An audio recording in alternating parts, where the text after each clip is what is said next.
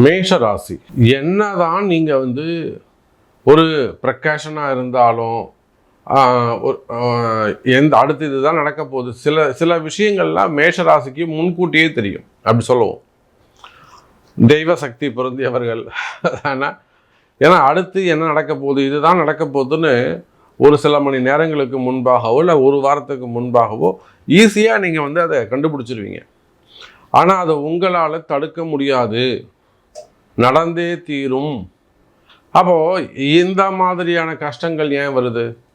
குறிப்பாக மேஷராசி என்பர்கள் நிறைய அந்த சீட்டு கம்பெனி நடத்தக்கூடியவங்க, சிட் ஃபண்டு நடத்தக்கூடியவங்க, அப்புறம் அந்த அது ரிலேட்டடாக பிஸ்னஸ் பண்ணக்கூடியவங்க, அப்புறம் இந்த பாண்டிங் செய்யக்கூடியவங்க, கிரிப்டோ கரன்சி பண்ணக்கூடியவங்க, பெரிய பெரிய ஆன்லைன் இன்வெஸ்ட்மெண்ட்ஸ் பண்ணக்கூடியவங்க, லாட்ரி பிஸ்னஸ் பண்ணக்கூடியவர்கள்.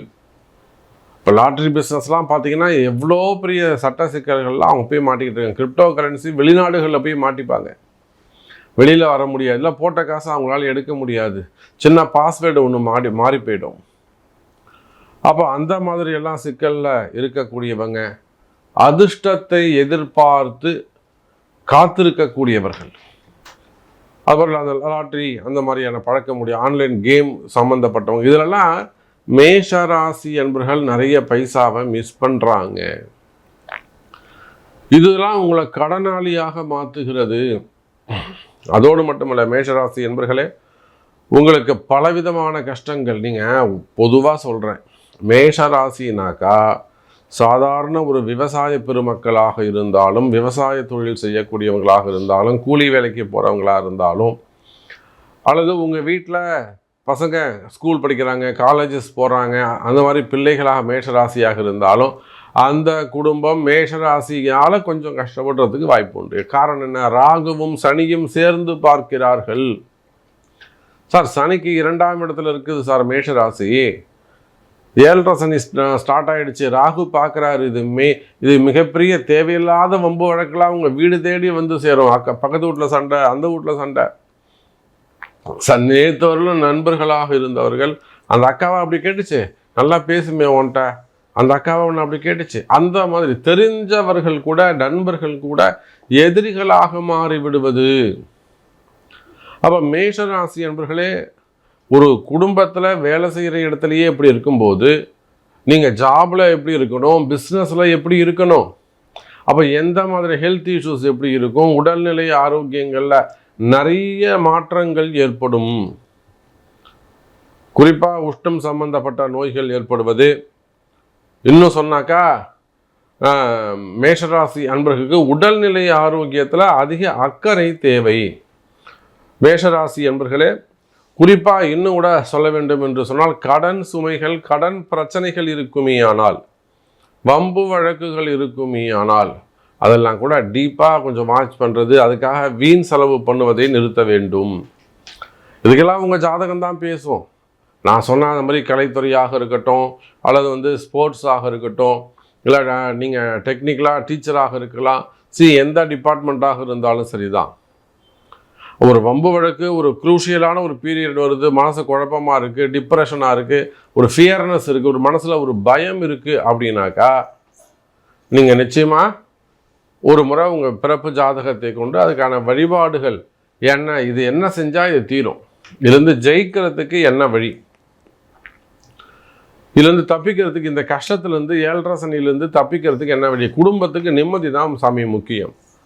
பசங்க நல்லா இருக்கணும், பிள்ளைங்க நல்லா இருக்கணும், வீட்டுக்காரர் நல்லா இருக்கணும், மெயினாக உடல்நிலை ஆரோக்கியம் நல்லா இருக்கணுங்க. இதுக்கு நம்ம தப்பிச்சுக்கிறதுக்கு என்ன வழி அப்படிங்கிறத கேட்டு அறிந்து வழிபாடுகள் கை கொடுக்கும். இன்னும் சொல்லப்போனால் மேஷராசி என்பர்களே, வேலை செய்கிற இடத்துல மிகவும் கவனமாக இருக்க வேண்டும். தேவையில்லாத வீண்பிழை அவமானங்கள், சம்பந்தம் இல்லாத செய்யாத குற்றங்களுக்கான தண்டனைகள், டிபார்ட்மெண்ட் வைஸ் நடக்கக்கூடிய என்கொயரிகள், நீங்கள் யாரையோ காப்பாற்ற நினச்சி நீங்கள் போய் மாட்டிப்பீங்க. எச்சரிக்கையாக இருக்கணும், கவனமாக இருக்க வேண்டும். நான் இருக்கேன் சார், நீங்கள் கவலைப்படாதீங்க அப்படின்னு நீங்கள் யாரும் கேரண்டி தரக்கூடாது. நீங்கள் முதல்ல உங்களை காப்பாற்றிக்கணும். அப்போ வேலையில் அதிக அக்கறையோடு, அதிக கவனத்தோடு நடந்து கொள்ள வேண்டும். மெயினாக ஃபேமிலி தான் சார். மேஷராசின்னு சொல்லிட்டா வீண் செலவுகள், குறிப்பாக பிள்ளைகளை பற்றிய கவலைகள் அதிகமானது. நீட்டு சம்மந்தப்பட்டதாக இருக்கும், ஜெய் சம்மந்தப்பட்டதாக இருக்கும், அடுத்தது ஏதாவது ஜாப் ரிலேட்டடாக, அது மேரேஜ் லைஃப் சம்மந்தப்பட்டதா. அப்போ பிள்ளைகளை பற்றிய கவலைகள் அதிகரிக்கும்.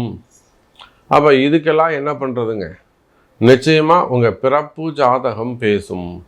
அப்போ இந்த ஆனி மாதத்தை பொறுத்தவரையில் பணங்காசு வருமானம் அதிகரிக்கும். ஸோ இன்கம் கிரியேட் ஆகும். கடன் சுமைகள், கடன் பிரச்சனைகள் இருக்குமே, ஆனால் அந்த கடன் சுமைகளை அடைக்கக்கூடிய நம்பிக்கை பிறக்கும். கவலைப்படாதீங்க மேஷராசி என்பர்களே, எவ்வளோ கடன் இருந்தாலும் கடனை அடைக்க முடிய நல்ல தருணம். ஸோ இன்னும் ப்ரீஃபாக பார்க்கணும்னாக்கா உங்கள் பிறப்பு ஜாதகம் முக்கியம் மேஷராசி அன்பர்களே. மெயினாக இந்த கணவன் மனைவி பிரச்சனை. இப்போது நிறைய பெண்கள் பொம்பளை பசங்க பார்த்தீங்கன்னா, நாம் நினச்சிட்டு இருக்கோம் பெண் பிள்ளைகள் தான், பொம்பளை பசங்க தான் அதிகமாக ட்ரபுள் பண்ணுறாங்க, அம்மா பேச்சை கேட்குறாங்க, அங்கே அம்மா வீட்டில் போய் உட்காந்துக்கிறது. குறிப்பாக பெண்களுடைய அம்மா நீ போய் நல்லா, நான் எப்படி எங்கள் வீட்டுக்காரோட இருக்கணும், நீ போய் உன் வீட்டுக்காரோட இருன்னு சொல்கிறது கிடையாது. சுயநலம், பொண்ணு நம்ம கூடயே இருக்கட்டும்னு நினைக்கிறது. நீங்கள் மட்டும் உங்கள் கணவரோட தம்பதியாக இருக்கிறீங்க, பொண்ணை மட்டும் ஏமா தனியாக கணவரோட இருக்க விட மாட்டீங்க? சண்டை சச்சரவு இருந்தாலும் இருக்கணும்ல, அவங்க வீட்டுக்காரங்க கூட தானே இருக்கணும். இதே நினைத்து பார்ப்பது இல்லை. அப்போ கணவன் மனைவி பிரச்சனை. இதில் நல்ல பசங்களும் இருக்காங்க, நல்ல பொம்பளை பசங்க, எனக்கு அவரு தான் வேணும்னு நிற்கக்கூடிய பொம்பளை பசங்களும் இருக்குது. அப்படியே இன்னொரு சைடு பார்த்தீங்கன்னா ஆம்பளை பசங்க அடமுடிக்கக்கூடியவங்களாக இருப்பாங்க, அம்மா பேச்சு கேட்கக்கூடியவங்களாக இருப்பாங்க. அண்ணன் முக்கியம், தம்பி முக்கியம், அக்கா முக்கியம்னு பொண்டாட்டியை ட்ரபுள் பண்ணக்கூடியவங்களும் இருப்பாங்க. அப்போ ரெண்டு பக்கமும் பிரச்சனை இருக்குது. அப்போ எனக்கு எப்படியாவது வாழ்க்கையை சேர்த்து வைக்கணும் சாமி, நான் வாராகியை நம்பி வந்திருக்கேன், எனக்கு எல்லாமே வாராகி தான், வாழ வைப்பால் வாராகி. அப்போ குறிப்பாக இந்த ஜூன் மாதத்தில் கணவன் மனைவி பிரச்சனைகள் இருக்குமே, ஆனது வசியமாக இருக்கலாம், வேறு தொடர்புகளாக இருக்கலாம். நல்லவர் சாமி அவர், ஆனால் எனக்கு அவர் தான் வேணும். ஒரு குழந்தை கேட்குது, ஒரு 30 வயசு பொண்ணு என்கிட்ட கேட்குது, சாமி நல்லவர் சாமி, என்னை வேணான்னு சொல்லிட்டாரு, என் நம்பரை பிளாக் பண்ணிட்டாரு, பேசாதன்னு சொல்லிட்டாரு, எங்கள் மாமனார் ஏமா அவனுக்கு ஃபோன் பண்ணேன்னு சொல்லி என் தகராறு பண்ணுறாரு, ஆனாலும் எங்கள் வீட்டுக்காரர் நல்லவர், அவர் தான் எனக்கு வேணும்னு ஒரு குழந்தை கேட்குது. அப்போ குடும்ப பிரச்சனைகள் இருக்குமே, ஆனால் அதற்கெல்லாம் தீர்வு உண்டு. எப்போ அந்த தீர்வு கிடைக்கும், எப்போ இந்த பிரச்சனை தீரும், எப்போ சாமி நாங்கள் சேருவோம் அப்படிங்கிற கேள்விகளோடு வருவீர்களே, ஆனால் நாங்கள் பிரிஞ்சிட்ட சாமி, எங்கே எப்படியாவது சேர்த்து வைக்கணும், கோர்ட்டு இருக்குது, கேஸ் இருக்குது, வம்பு வழக்கு இருக்குது, எனக்கு அதெல்லாம் கேன்சல் பண்ணிவிட்டு என் பொண்டாட்டி எனக்கு வந்துடணும். பிரிந்த உறவுகள், அது காதலாக இருக்கலாம், காதல் ஏமாற்றமாக இருக்கலாம், காதல் திருமணமாக இருக்கலாம், செகண்ட் மேரேஜஸாக இருக்கலாம். பிரிந்த கணவன் மனைவிகள் ஒன்று சேரக்கூடிய வாய்ப்பு உண்டு. வாழ வைப்பால் வாராகி, பரிகாரங்கள் கை கொடுக்கும். உங்களுடைய பிறப்பு ஜாதகம் பேசும். எனதருமை வாழ வைப்பால் வாராகி. மீண்டும் வேறொரு அற்புதமான பதிவில் உங்களை சந்திக்கிறேன். நன்றி, நமச்சிவாயம். ஜெய் வராகி.